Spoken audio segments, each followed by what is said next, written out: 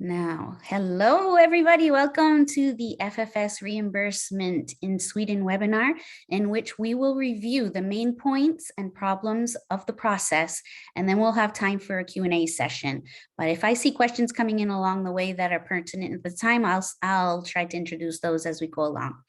I'm Lilia. My pronouns are she and hers, and I'm the community manager of Facialteam. And today I'm very pleased to welcome a co-host, a former Swedish patient who's put together a wonderful guide that helps people understand the process to requesting FFS reimbursement via the Swedish public health system if you've had surgery abroad. Welcome, Anne Anonymous. Hello, thank you, Lilia, for the introduction. It's a wonderful pleasure to have you here, and we're really appreciative that you have made this this guide for people, and we've had a huge outflow of interest in the topic. So given that it's Trans Awareness Week, and we're very pleased to be able to offer this kind of seminar for people who are really interested in getting more details. So Anne, let us know. I'm going to now share the screen, okay, of the guide itself, and we'll go through it step by step. Yes, let's do. Okay, here we go. Everybody see my screen? Let me know if you can't in the chat. Excellent. So let me go to the top here. This is the FFS Reimbursement Procedure Guide for the Swedish public health system. It was written by Anne Anonymous, who's here today with us. And she's going to go through step by step from her own experience. So here we have a little bit of context and audience at the beginning of the guide, about a little bit about Facialteam and what is FFS. But we're just going to jump straight to the bit about Sweden here. So I'm going to stop here and I'll let you take over, Anne. Thank you. So before I even start, if you want to read that guide, we have it available and you can request it so that you can get your own copy. I'm going to go through the guides as it is written, as it makes most logical sense, and I'll be able to take questions afterwards. So to start any procedure in Sweden, before even you actually think about the FFS or any other of the transgender healthcare medical procedures that are offered in Sweden, you need to go through the full Swedish healthcare system. And before you even get to the specific clinic, the first steps you would have to do is go to your general practitioner in one of your closest, what we call vårdcentral, which is the basically local medical office that you are assigned to, and ask them that you want a referral to the Anova Center, which is the center that takes care of all the questions around sexuality, including transness. And that referral will have to include a bunch of information of why and how, and it usually takes a couple of months before you even get a first referral to Anova. But eventually you would get a call from them. They just have a very long queue, and the more times pass, the bigger the queue becomes, actually, which is unfortunate. But as of today, the waiting time is, if I remember correctly, around 8 to 12 months to get a first meeting. Can you scroll a little bit, Lilia, please? Up to the investigation procedures. So as soon as you have the first meeting to Anova, what their job is to actually investigate you as an individual. They're going to try to see if you have any illness or any other mental state that would prevent you from actually going through the surgery safely.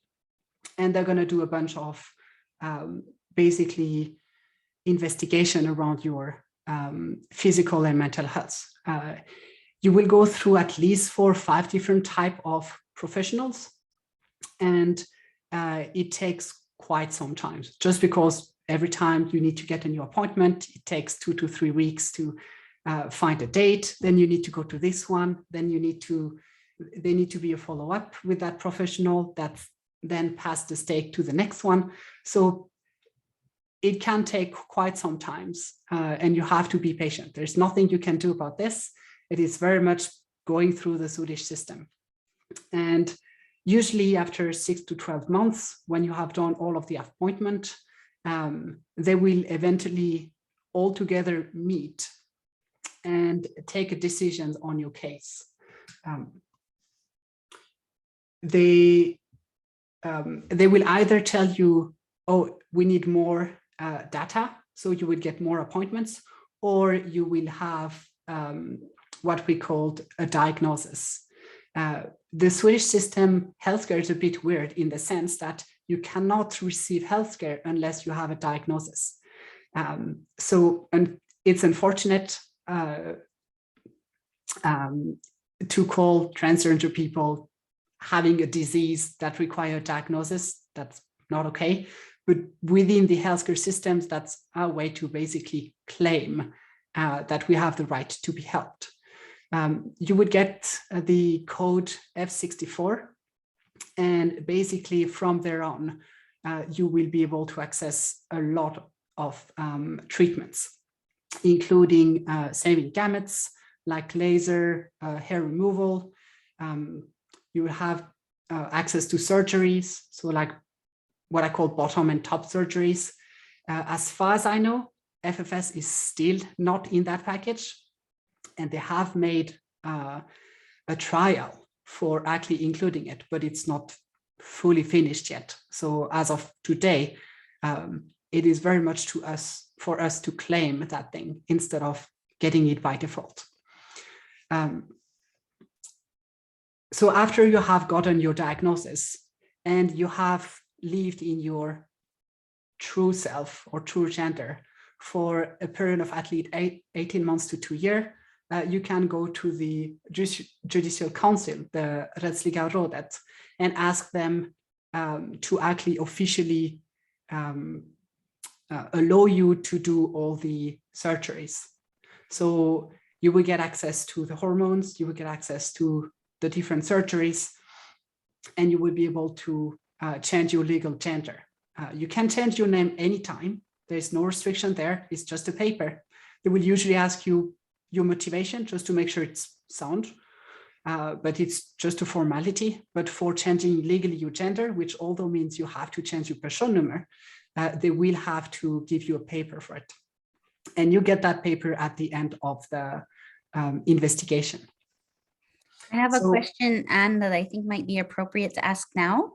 Yes. Regarding the review options that you were just talking about, one anonymous spectator is asking, are the review options from Försäkringskassan really different depending if you apply for Handbesket compared to applying it afterwards? I did a very similar application but got denied. Why would they only allow, as in possibly allow, if you've done the surgery, if you do the surgery, even if you contributed with similar attachments as mentioned in the guide? Let me reread this quickly just to make sure I understand correctly. Okay, you see the question too that I'm referring to, yes? Yes. Okay.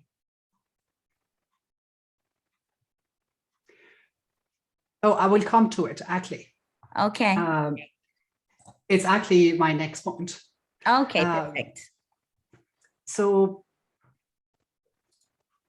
when you want to actually do the surgery, the FFS, what you would normally do if that was something supported within Sweden, it would be to actually ask for surgery beforehand, which is what the attendee mentioned.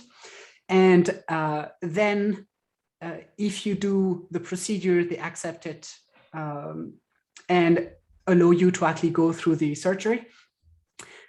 they will basically ask you a lot of paper in advance, but it only works if it's something that's actually already provided within the system, because the surgery, the FFS, is not something part of the standard care. They are saying, we don't know about this surgery. We know it exists, but it's not something we offer by default. Thus, you can't ask for it to be reimbursed at all, because it's not something we offer. That's not something within the healthcare system that is done. So I'm not surprised they do deny if you ask beforehand, because it's not part of the package. And that's why you have to go and pay for it in the first place.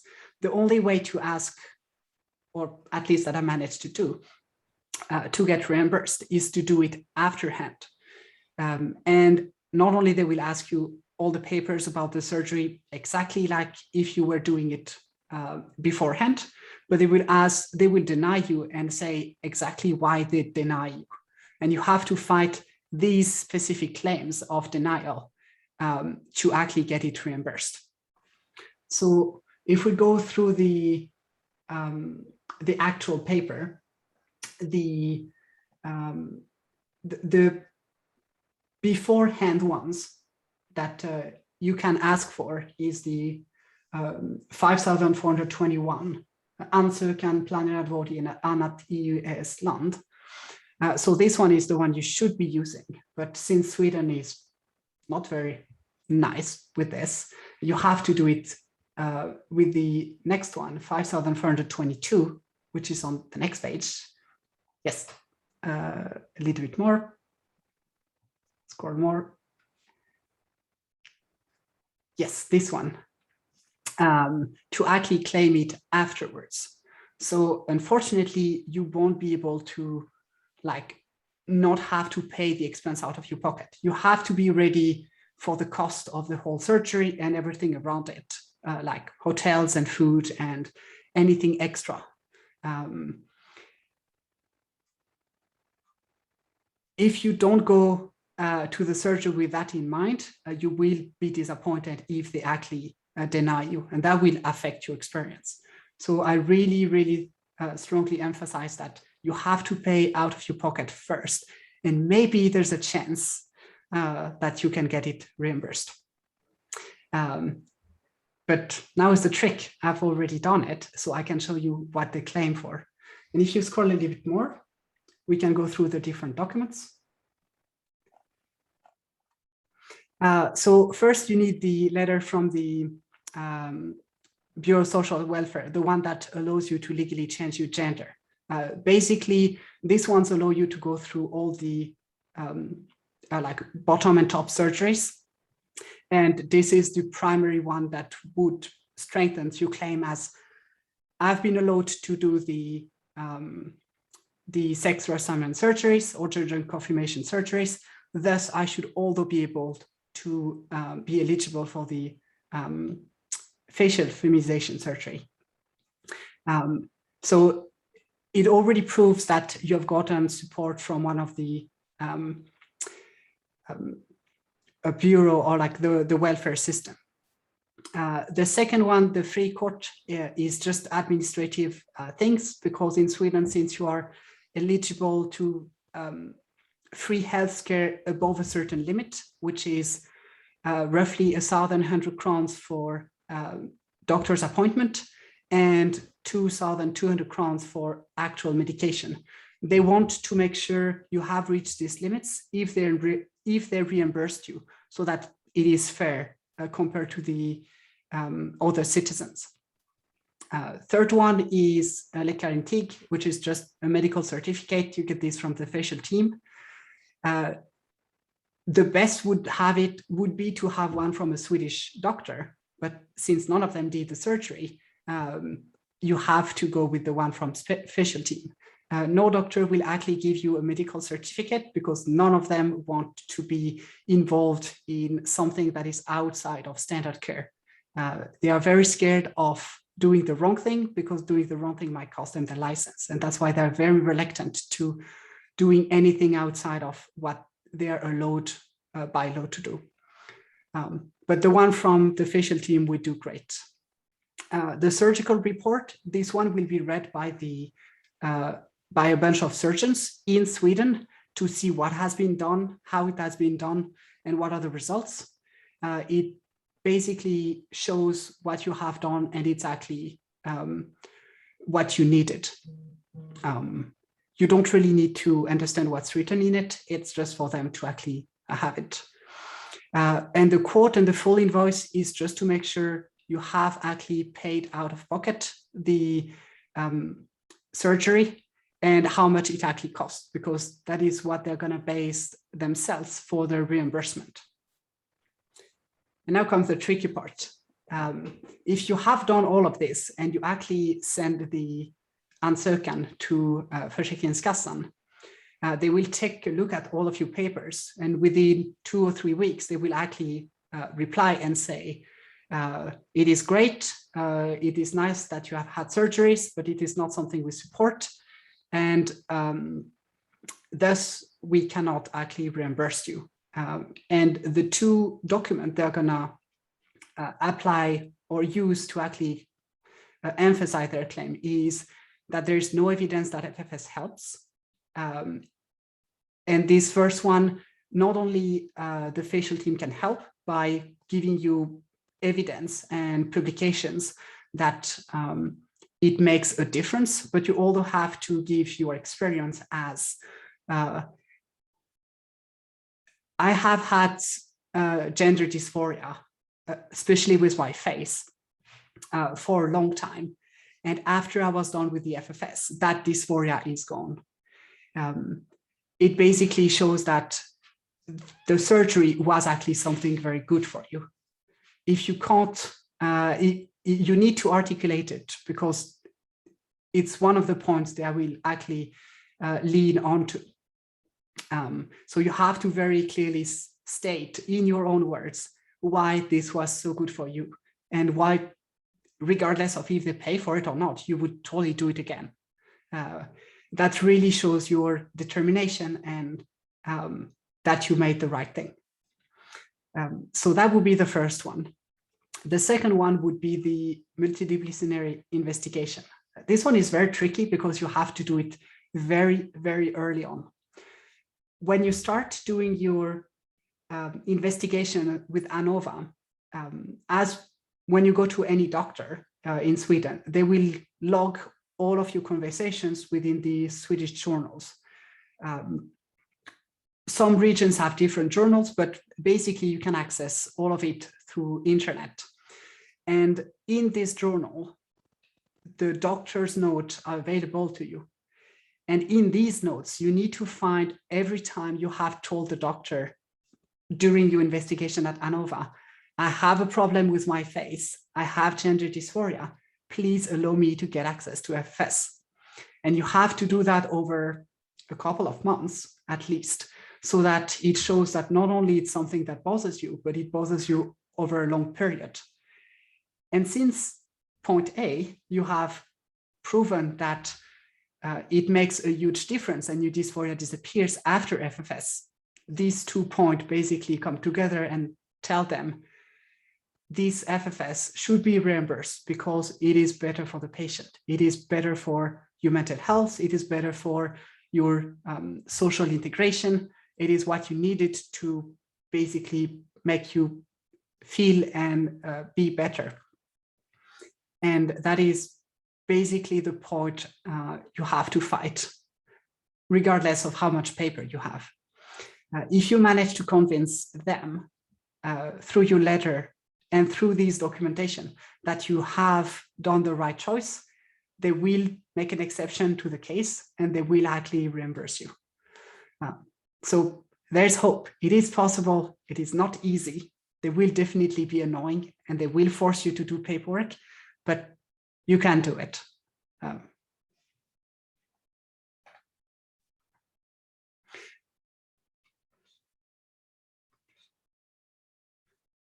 One last point, to be able or to be eligible, you need to be registered in Sweden, meaning you need to have a personnummer. If you are a citizen, it is a plus because that way it makes everything a bit easier, because being Swedish, you need to get the diagnosis, you need to go through the investigations, you need to get the right paperwork, you need to get your FFS done. You need to get all the required docs, and then you need to fight to get it done. It's not easy, but I can be the physical proof that it is possible. Lydia, should we go through the questions? Yes, let's go through the questions. You can see both of them, yes, in the Q&A box. There's also a couple of messages in the chat that I think are interesting. Someone commented that Karolinska actually has a listing of costs for FFS healthcare for patients from different regions than Stockholm. So it's a price your region would pay for you to so it's a price your region would pay for you to go to the Stockholm region for your FFS, even though the surgeries aren't currently being performed. Does that coincide with your information, Anne? Oh, that's very good. At the time when I did mine, that wasn't available. That wasn't even a thing. It's very good to see that they are finally at least like listing prices or taking this a bit more seriously. And one of the questions that someone asked is so that you won personally after the third or the fourth appeal? Actually, they denied me twice before I actually won the case. The first one was because I was missing actually some basic papers, especially around the invoices, the balance due, etc. And the second one with the motivation, so the lack of evidence of FSS and the investigation. And they're very blunt about it. They literally send you half a paper saying like, no, we don't want because of XYZ. And it's all in Swedish, of course. So you have to, if you don't know Swedish, it's going to be difficult, but get external help to understand what they want. Okay, and somebody in the chat also asked if you minded saying approximately the total amount that you were reimbursed. So the one I did with Facialteam was around 20,000 euros. So I got back 220,000 crowns, something like that at the time. And that was just for the surgery, didn't cover housing or anything like that, or travel, etc. Yeah, exactly. No reimbursement for travel, no housing. It was pure cost for the hospital and the surgeries themselves. Okay, here's another question that came up in the chat. As a remark, if you changed a personal number in a non-Stockholm area, you might need access to your old personal number to get a hold of such journals. A lot of journals are actually available, but not readily. You'll have to ask for those teams like the ones at NUS UMEA. So it seems like some of the journals might be a little more difficult to access if there was a change in your file number, no? That's correct. Especially at the end of the investigations, when you do get the right to do the gender change legally, that kind of lock everything out, because to get access to these documents, usually you use something called bank ID, which is linked to your bank, which is also linked to your person number. So if you change it, you're basically locked out of your old information. I had to do exactly the same thing, which means send a letter to, not really Försäkringskassan, but the Stockholm region, and ask them, hey, I did this person number change in the past, but I need the journal from it. Can you please send me a copy? It takes a while. It takes 2 or 3 weeks to actually get that copy. And usually it's a very thick pile of paper. I think I had something like 80 pages in it. Mm-hmm. And they don't send it by PDF, of course, because why would they? So be prepared. If you need a copy, do it before you change your person number. It's very good to to know beforehand. Afterwards, it's still possible, but it's a pain. Fantastic. So that's great information to know in advance. Someone here in the chat also mentioned that the Anova waiting time is 18 to 24 months. Does that coincide with what you had to wait? I was lucky. I did that a long time ago. The waiting time was only 6 months at the time, but in the recent years, it really exploded, both for the adult and the children one. And I'm not surprised the waiting time is that long. It's just they have too much demand, and it's really hard for them to put more resources on it. They should, but that's not what's happening. Okay, and we have someone watching who has mentioned that she's asking for someone to publish the link to the list, but I'm not exactly sure what list she's referring to. So if this person could please put it in the Q&A box and so that we can attend to that, that would be fantastic. I'll just open the chat again. People can send us the link and I'll share it with everybody. Okay, so here somebody mentioned, I've been diagnosed with transsexualism, changed my legal gender. I didn't think I could get FFS and booked this myself in February. I haven't talked about my face with Anova because I didn't think this would be an option. Anyway, is there anything I can do now? That's a really good point, because if the journals don't have mention, is there any way of getting it into the journals now? It's a harsh one if you know about it afterwards. It's basically going to weaken your position in you have been through a multidisciplinary investigation that shows you have a dysphoria with your face. You could contact them, or you could ask for a meeting and say like, hey, I have a problem with my face. Please help me fix it. I'm not sure there's much you can do now, but just to talk to them already now. The sooner the better. The sooner it gets into your file, the easier it is for you to prove that you should have it done. Yeah, it doesn't seem to be really fair to say that, you know, we can't amend your journals or start a journal now that could be used for the application.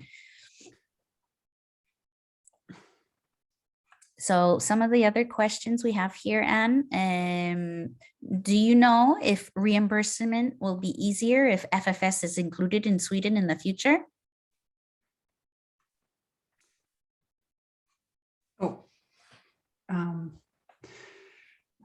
As of today, the FFS procedure is still under what they call investigation. Basically, 10 years ago, they actually started a study with Karolinska, and they offered, if I remember, it's 10 or 15 persons, actual FFS surgeries here in Sweden. And the aim of it is to look at, is this efficient? Does it make a difference in the life of the patient over a very long period of time, which is usually 10 to 20 years, because these changes are irreversible. And as of today, I haven't heard anything about it. It's still ongoing. It's still, maybe someone does something about it. I don't know. But as of today, maybe it will, but so far it's not in the package, unfortunately. Right. Okay. The next question we have here. So you mean that, okay, I think we already addressed this one. So I'll just click that one off. Here's a longer one. And thanking us for the session. You're very welcome. We are happy to help. And so this person's asking, I'd like to add one remark that might help some people that are attending. It's not actually always necessary to go to Anova to get your quote unquote transsexualism diagnosis and your official administrative gender change. I live in the south of Sweden and went through the following referrals. And I'm gonna put this in the chat so everybody can see this. That she went through my local health office, then the general psychiatry in Do you know how to say that? Växjö. It's at the regional hospital, and then the gender team in Lund. And then she applied for the Rättsliga rådet. That's actually correct. Anova is just the gender team for Region Stockholm. There is a gender team normally per region. I know there are 4 or 5 around Sweden that you can actually use. Unfortunately, these tend to have even longer queues than Stockholm. I've got lucky. I live close to Stockholm, so that was my primary choice. But you can go to any of the other team that basically do the same investigation. Right, so I've just shared that in the chat so everybody can see that whole thing if they need to. And the next question is, since I didn't have FFS with Facialteam, since I couldn't afford it, will you talk about what is needed from your surgeon for a Läkarintyg? It's the medical certificate. Ah, yes.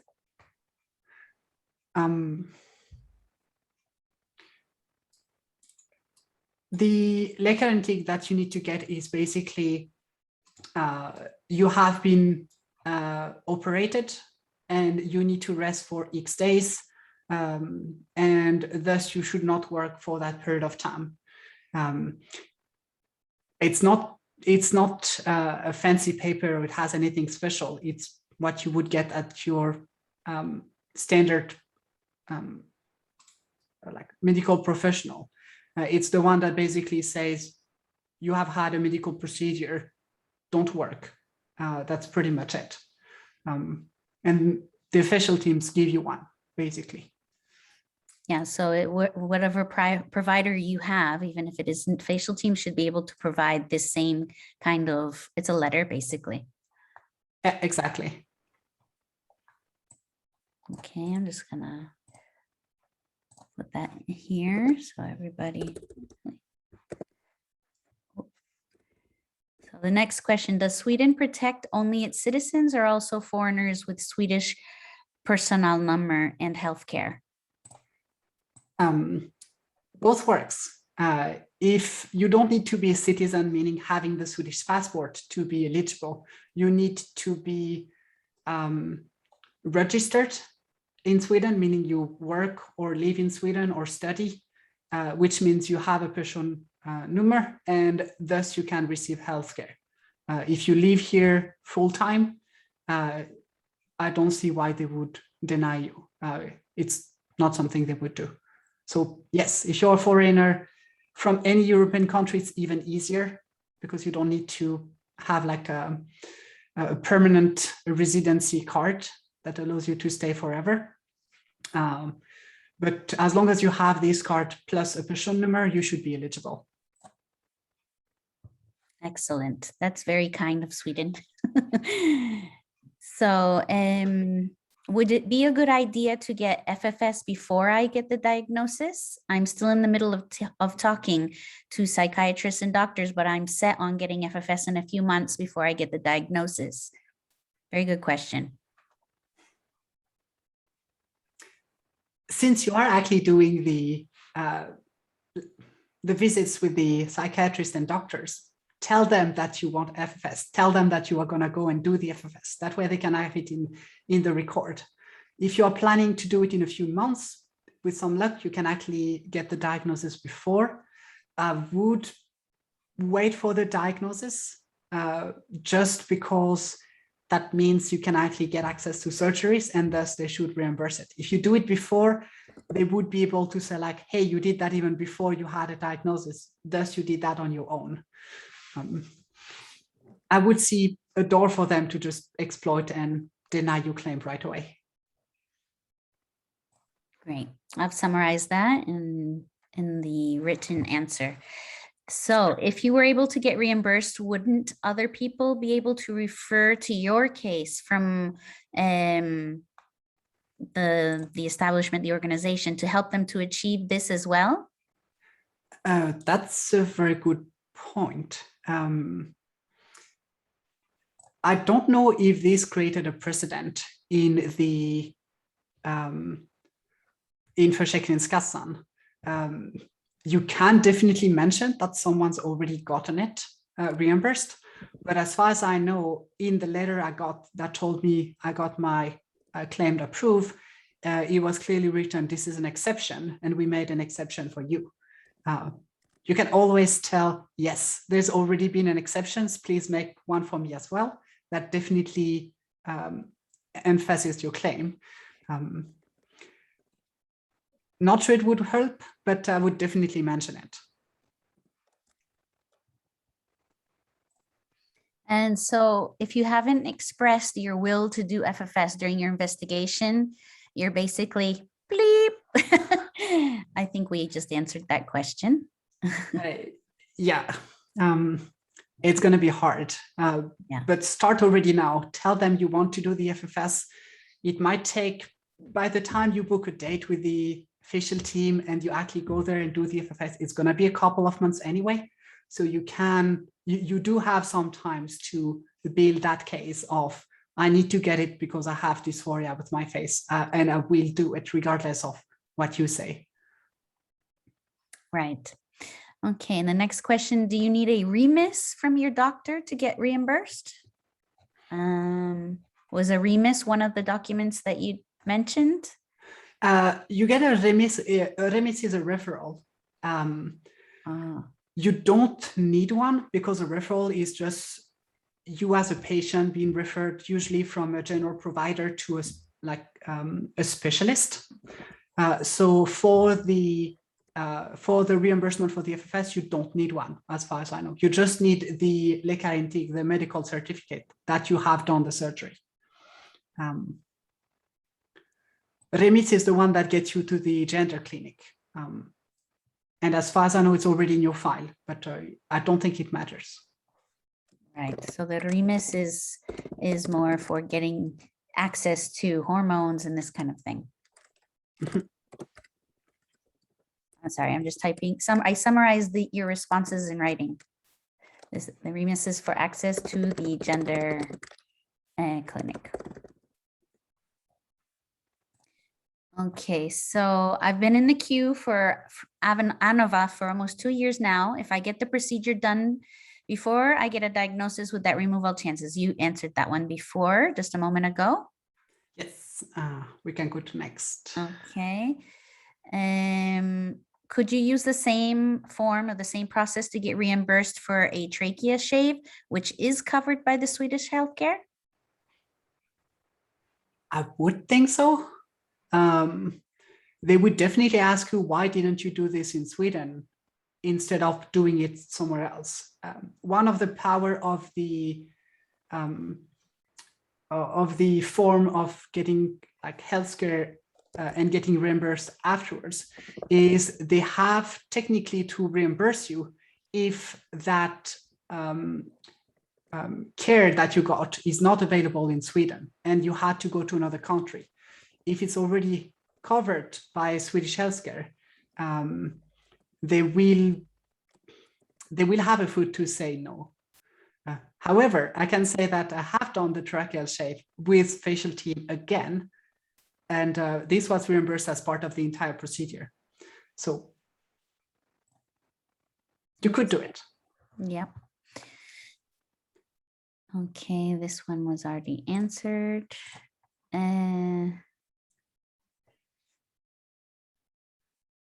So one has to have gone through the entire assessment process and have to have approval of before this is possible. Yes. Otherwise, that means you don't have a diagnosis, thus you don't have a claim to actually get this reimbursed. Okay. Now, as someone under 18, I haven't gone through the Anova process. I have gone through the chemo process for minors. Do I need to do an additional investigation, or could I use the information from my current one? I've spoken with them a few times about wanting FFS. I don't think you need to do yet another investigation. If chemo has done it, it's equivalent to Anova. So I would just go ahead and start the procedure. Both are pretty much equivalent.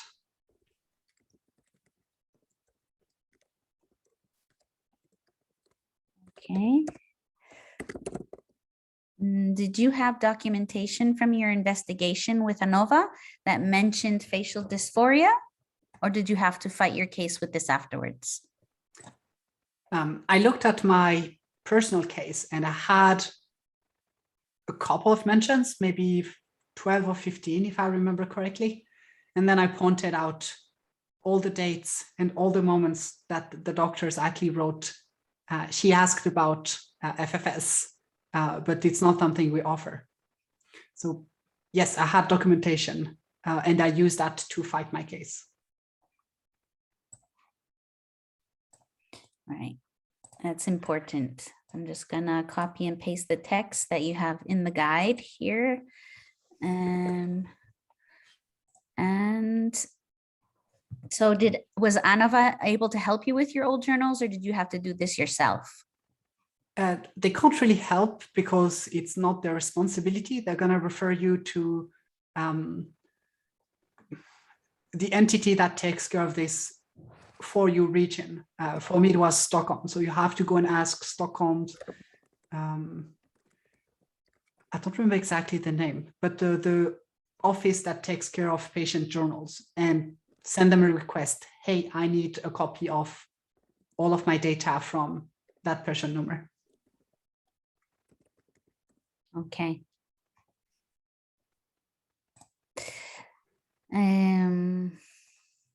So here's someone saying, as somebody who underwent the gender dysphoria investigation and legal transition in another country, I don't really stand a chance to be reimbursed.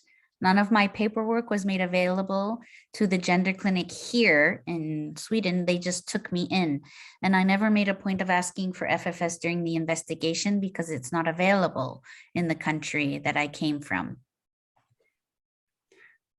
That's a difficult one. Yeah.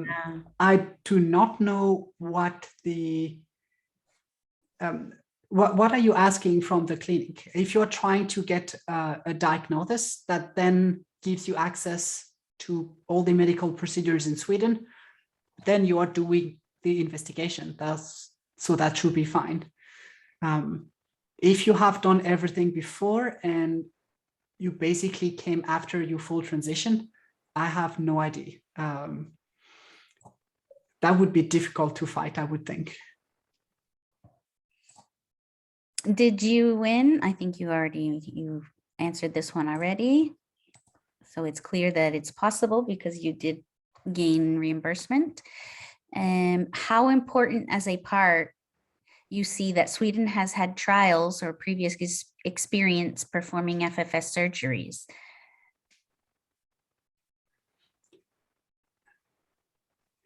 I do believe it's very important that they did a trial, even though we don't have the result, because it definitely means that at some point in the past, there was a strong question of, does FFS actually improve the health and well-being of patients? So we don't have the answer yet, but it definitely means that we have asked the questions, which although you can say, I already have the answer, yes, please give me FFS. But you will have to fight for it. But I think it's a very good thing they did, and looking for the result as well. Yes, exactly. This is interesting. This person's also asking, do you think a similar reimbursement strategy could be used in other Nordic countries where FFS procedures are not available, like in Finland, where FFS is considered cosmetic? I cannot tell what's going to be in other Nordic countries. I don't have any experience with the Finnish nor the Norwegian healthcare, so I can't advance anything on it. I'm sorry on that. Exactly. Every country is different. Here's a person who said, I've made a facial rhinoplasty surgery in advance of my FFS due to dysphoria. I've claimed the dysphoria to the doctor, but it was not a specialized FFS surgery. Do you think I would be able to get reimbursed for that if it occurred before the investigation at Anova began? My gut feeling would be highly unlikely, just because it happened before you did the investigations and before basically you were inside the healthcare system. They will claim this as this is old, thus it doesn't have any bearing. Exactly. You got to be strong, fight to get it done. So how long did it take from when you had the actual surgery until you got reimbursed?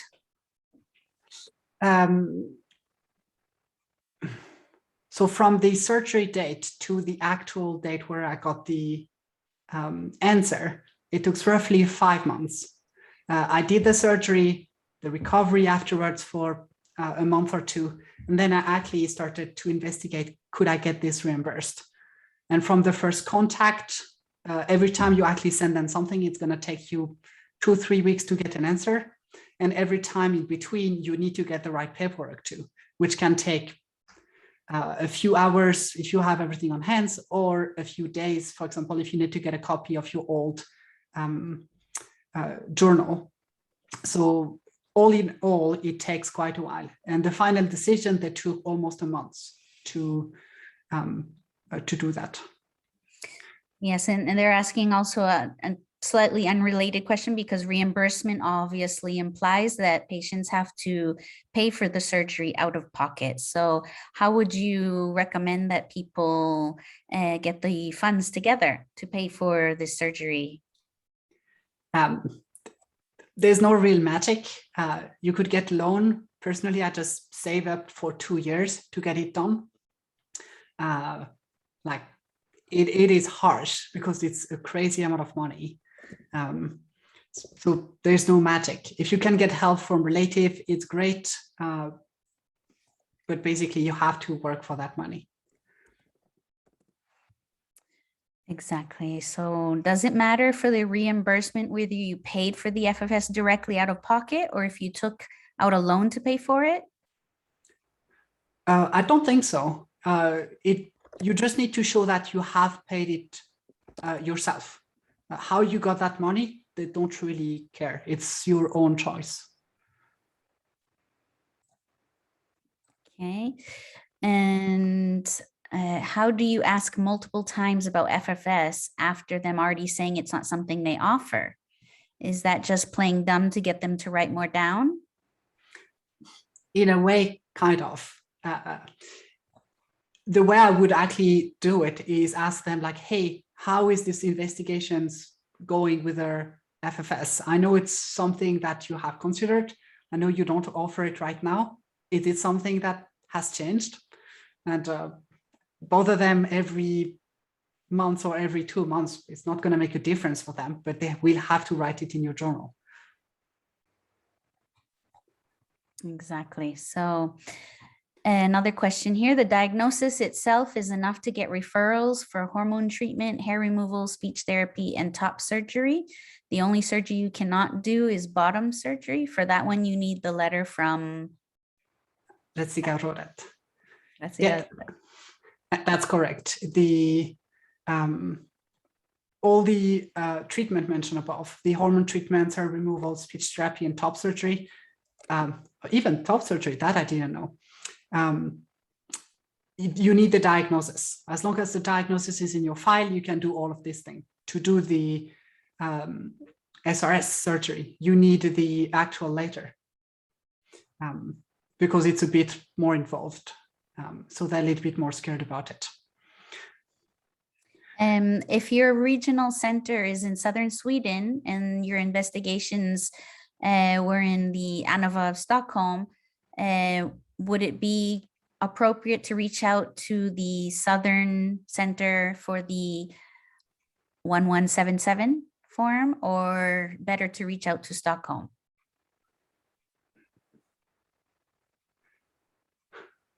I would expect your question to relate to the journal, if I'm correct. The Vorson trial, I believe, just did the referral. And if you did your investigation in Anova, then that would be Region Stockholm, which is responsible for your file. So I would contact the Stockholm region. Okay. I first had a diagnosis in Spain where I live. It was not good enough in Sweden, so I had to do it again at Anova. Thank you for that commentary. That is good to keep in mind. Do you mind saying in which court you won the appeal? That's a very good point.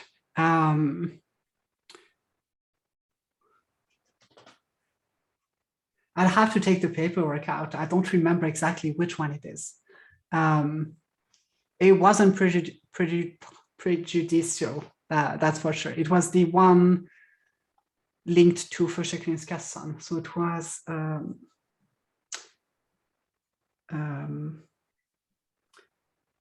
well, I could get that answer afterwards. Okay, so as this, the person who's asking this question is anonymous, please reach out to me. I'm going to put my email address in the chat. If anybody has well, everybody should have my address anyways, because if you registered for this, then you should have my email. And if you have other questions that we could follow up on that we can answer today, just send us an email.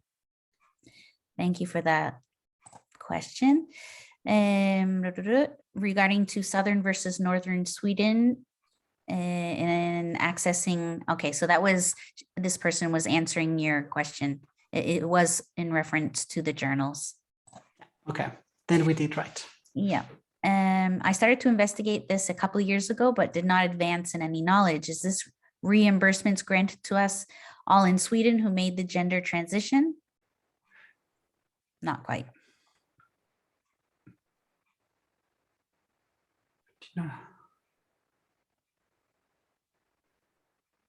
I don't think so. I think it's very specific if you have done the transition here in Sweden through one of the gender clinics. Okay. There is also a new evaluation for FFS being planned in Sweden, according to Sahlgrenska University. I have no details yet, but was able to put myself in the queue for further evaluation. Oh, that's fantastic news. That means now you can actually ask for it and find out where it is. And that will definitely make your claim much, much stronger. Okay, and somebody who came in a little bit late or missed the answer to the question about if you forgot to mention FFS during the investigation, then you would not be able to access this reimbursement. If you could just it's going to weaken your claim for sure. You have to already start now asking them, like, can I get FFS? Do you offer it? I know there's a new study apparently that will start soon. How do I get access to this? And you just have to repeat it over and over again. And this is the reimbursement. It's preferable to ask about all this before even getting FFS, correct? So that if there are any changes, just in case there are any changes in documentation you might need now, it would be good to ask in advance, no? Please say that again. Someone's asking, is it preferable to ask, I assume your gender clinic, about getting reimbursed after having FFS or before? It's much better to ask them before, because then you can tell them, hey, it should be reimbursed within the Swedish system. Please give it to me for free or as part of the healthcare package. If you have done it already, you kind of solve your problem already, and it's kind of hard to ask the Swedish system, please fix it. Exactly. So do you mind sharing what the total cost of your surgery was again, and what was included, what procedures? Yes, it was around 20,000 euros. And for the personal surgeries I did was mostly the nose, chin, jawline, and the tracheal shave. So you could ask for basically anything that the facial team does. They won't deny you because you did one of the other specific surgery, as long as it help you feel better and diminish your gender dysphoria, that should be covered. Okay. Have you answered this question about other types of procedures, body surgery, breasts? Is that also possible? The breast surgery, so like getting breast implants or breast removal, is actually covered after you finish the investigation. So this one is already covered. The SRS is also covered and offered in Stockholm and other regions. As for any other cosmetic surgery, I don't think it is covered. Okay. And do you have to live in Västra Götaland to be eligible for the FFS trials in Sahlgrenska? Because this one person was asked but was denied. Oh, it's a regional thing. It might be. I know regions do their own investigation. If they say you have to be from Västra Götaland, well, you can still ask and it will be in your file, that's for sure. And you can ask and be denied as well. It's a proof that you want to do the FFS and you should be helped.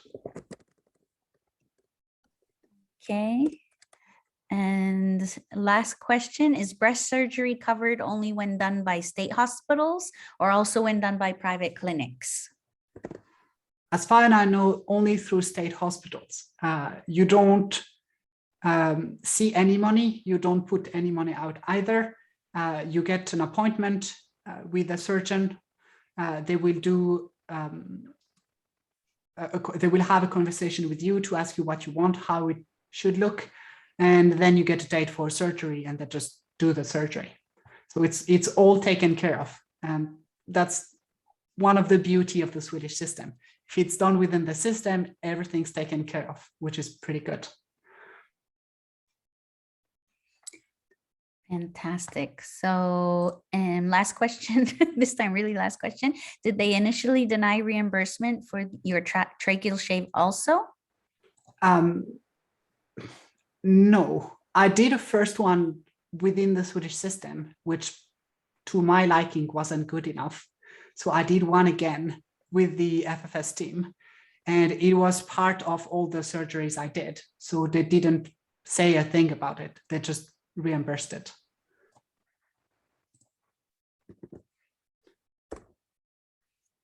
Good. Okay. And we have a comment here regarding the question about if you're eligible for the new trial. It depends on your region, just like you were saying. And this person lives in Holland and not in Västra Götaland, and it's not certain that in her region they will pay for the new FFS trials. So, and she's still waiting for confirmation. And do we know what department at Sahlgrenska to admit to get FFS? I have no idea. This is out of my experience there. Okay. Now, there were a lot of comments in the chat, but that unfortunately people cannot see. Do you have a few minutes to go through those? Yes, sure. Okay. People are still asking questions too. Okay, here someone is saying, I want to note that you can see your journals at, and here's a link to the journals. So I think that everybody that's in the webinar can see all of the questions that have been answered with a written answer. So I've just replied, so you should be able to get to that link, but I'll share it in the chat as well. The very last one. Let me grab it. It had a link to the journals.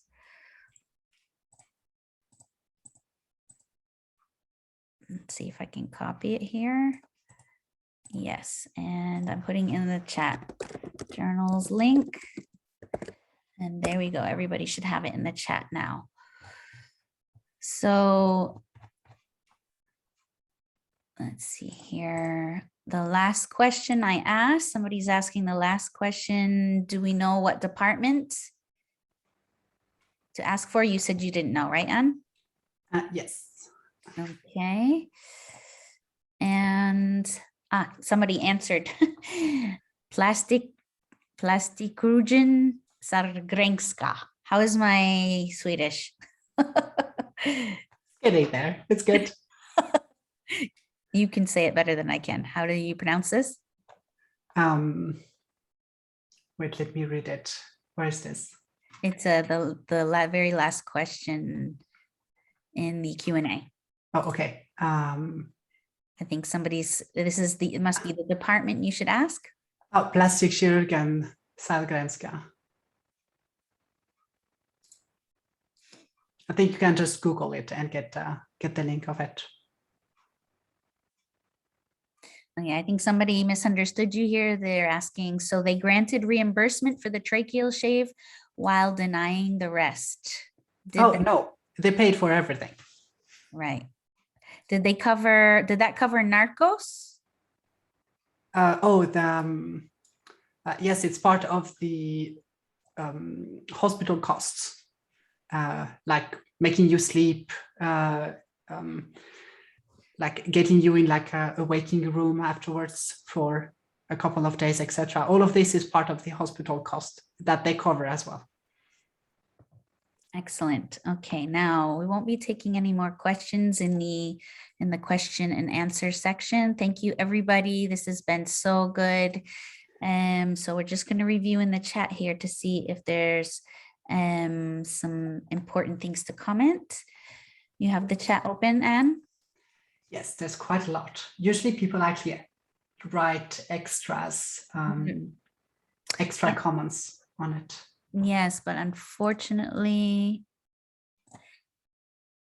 only you and I can see it. So the link to the pricing of districts, yes, I've shared the link in the chat to everybody. So everybody should have that link now. As a healthcare professional, you can say that you've thought about it during the entire assessment process, but been afraid to talk about it, and ask them to write that in your journal. That's a good point. When people were asking about not having mentioned it in previously, that they could start mentioning it now, saying they were afraid to talk about it before.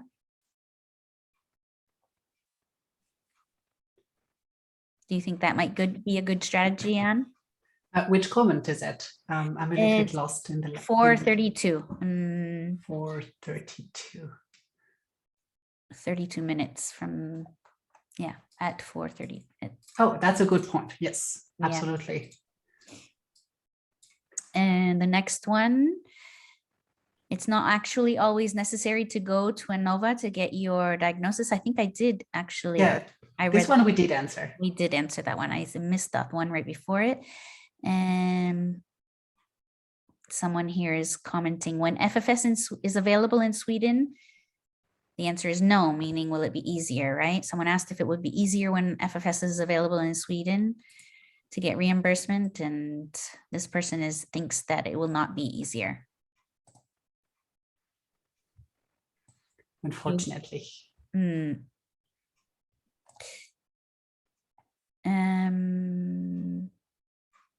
I did already share the price list link in the chat.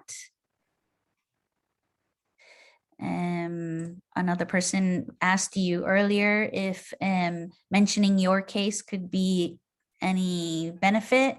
and this person is agreeing with you that it does not create precedent, as every person is completely different. And that makes sense to me, as Facialteam always says, every patient is unique.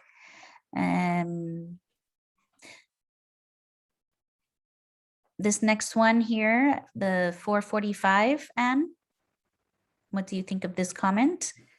The one with the from Emma, right? No, the one right before, about the change of legal gender being required in order to have gender affirming surgery. Yes, it's Emma. They're both from Emma. Yeah. You don't need to go through.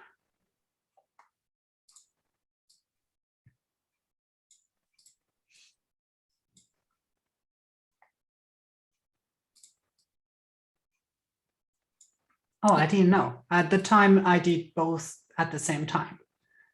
Get the right to change facial number and get the right to get the surgeries.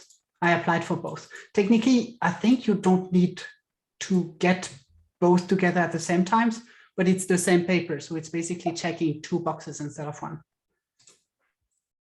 Right. And is it necessary to, including top surgery, which is outside the scope of plastic surgery, does it need to still be approved by Ratliga?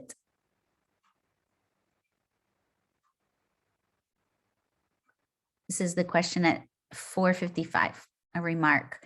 To receive any type of surgery in healthy tissue, this includes top surgery, which is outside the scope of plastic surgery.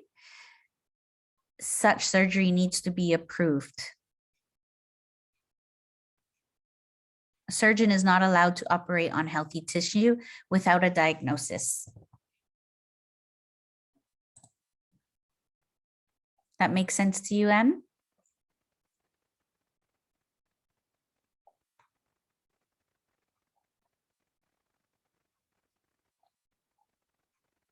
It's the question, Angelique, 1655.